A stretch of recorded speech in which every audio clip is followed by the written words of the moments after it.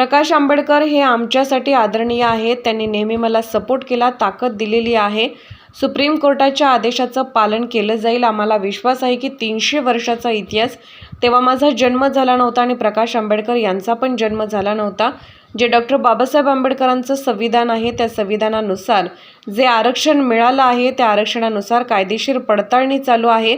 जे काही पुरावे आहेत ते सुप्रीम कोर्टात दिले आहेत. मला विश्वास आहे नवनीत राणांना न्याय मिळेल. प्रकाश आंबेडकरांना कुठे काही वाटलं तर त्यांनी मला बोलावं.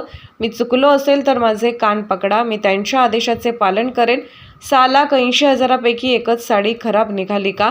मला विरोधकांना सांगायचं आहे की गोडाऊनमध्ये अजूनही साड्या आहेत. विरोधकांनी तेथे येऊन पाहावं. जी माझी आई साडी घालते तशीच साडी आम्ही नागरिकांना दिली आहे. यात विरोधकांनी खोटं राजकारण करून एका चांगल्या कामाला डाग लावणेही विरोधकांनी बंद केलं आहे. आंबेडकर असं म्हणतात की नवनीत राणांनी जेलमध्ये जाण्याची मानसिकता ठेवावी.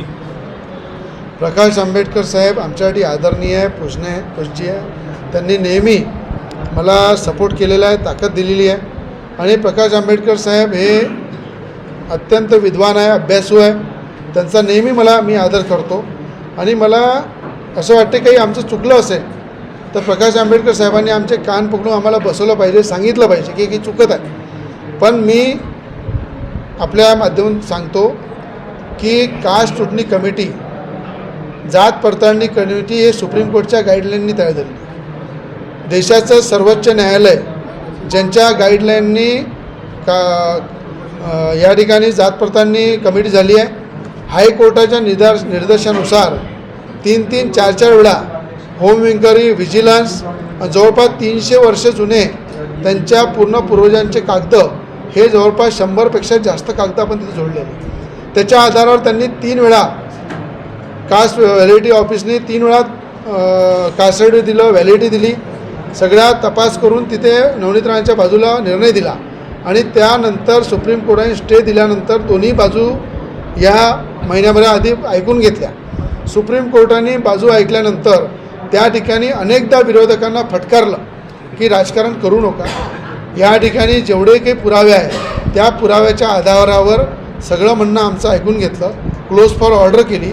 सुप्रीम कोर्टाचा जो काही आदेश येईल त्या आदेशाचं कडेकोट पालन केलं जाईल. पण आम्हाला विश्वास आहे की 300 वर्षाचा इतिहास, मी सुद्धा तेव्हा पैदा झालो नाही, प्रकाश आंबेडकर साहेबांचाही जन्म झाला नव्हता. मला असं वाटते की जे बाबासाहेब आंबेडकरांचं संविधान आहे, बाबासाहेब आंबेडकरांच्या संविधानानुसार सगळ्यांना जे आरक्षण मिळालेलं आहे, त्या आरक्षणाचे जे नॉर्म्स आहे, ज्या आरक्षणाचे कायदेशीर कारवाई जे जात पडताळणी ऑफिस तपासणी करत आहे, त्यानुसार जे काही पुरावे आहे ते सुप्रीम कोर्टामध्ये आपण दिलेले आहे. आणि त्या पुराव्यानुसार नक्कीच मला विश्वास आहे की 300 वर्षाआधीचे पुरावे, 100पेक्षा जास्त जे पुरावे आपण दिलेले आहे, त्या पुराव्याच्या आधारावर नवनीत राणाला न्याय मिळेल हा माझा विश्वास आहे. तरी प्रकाश आंबेडकर साहेबांना असं वाटलं, कधी त्यांनी मला बोलवा, कुठे मी चुकलो असेल तर माझे कान पकडा, मी त्यांच्या आदेशाचं पालन करू. तो एक शेवटला प्रश्न, साड्या ज्या वाटल्यात किंवा व्हायरल झालेला व्हिडिओ कसं पाहता? आता मला एक सांगा, रवी राणा किराणा वाटते दिवाळीमध्ये, तेव्हा विरोधक टीका करतात. मी त्यांना नेहमी म्हणतो की नेत्यांनी इनकमिंग केल्यापेक्षा थोडं आउटगोईंग केलं पाहिजे. आज रवी राणा लोकांची बिमारी आहे त्यांना मदत करते, शिक्षण आहे त्यांना मदत करते, लग्न आहे त्यांना मदत करते, मैयत आहे तिथं मदत करते, एखादा बेरोजगार त्याला मदत करतो. आज दिवाळीमध्ये 2 ते 3 लाख लोकांना घरपोच आपण किराणा देतो. आज या ठिकाणी 6,80,000पेक्षा जास्त साड्या आपण गोरगरिबांना, आदिवासी मेलघाट भाग असो, दर्यापूर मतदारसंघ, तिवसा, अचलपूर, अमरावती, बंडेरा, सगळ्या भागामध्ये गोरगरिबांना एक हळदीकुंकाच्या माध्यमातून एक बहिणीला, आईला जे साडी देण्याचं काम नवनीत राणांनी केलेलं आहे. 6,80,000 साड्या या जिल्ह्यामध्ये वाटल्या. त्यामुळे हळदीकुंकाच्या कार्यक्रमात महिलांचा सत्कार केला, सन्मान केला. आणि त्याच्यामध्ये कोणीतरी एक साडी घेऊन उभा राहते आणि या साड्या खराब आहे. मला असं म्हणणं आहे की तुम्ही किराण्यावर राजकारण करता, रवी राणा गोरगरिबांना मदत करत त्याच्यावर राजकारण करता.